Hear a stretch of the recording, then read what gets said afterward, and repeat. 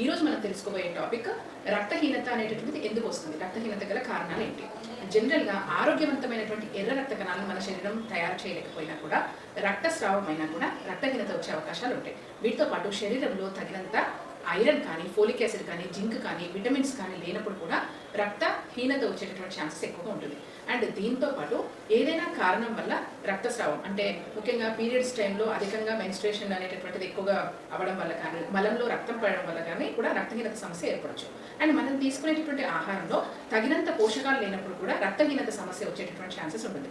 వీటితో పాటు కడుపులో నులి పురుగులు ఉండడం అంటే హుక్మోమ్ ఇన్ఫెస్టేషన్స్, అమీబియాసిస్ ఇలాంటి సమస్యల వల్ల కూడా రక్తహీనత సమస్య ఏర్పడవచ్చు. వీటితో పాటు దీర్ఘకాలిక వ్యాధుల బారిన పడడం, ట్యూబర్క్లోసిస్ కానివ్వండి, వీటితో పాటు కొన్ని మలేరియా జ్వరాలు కానివ్వండి, కిడ్నీ సంబంధ వ్యాధుల్లో కూడా రక్తహీనత సమస్య రావచ్చు. వీటితో పాటు తలసీమియా, మెగలోబ్లాస్టిక్ ఎనీమియాలో మనకు రక్తహీనత సమస్య అనేది ఉంటుంది.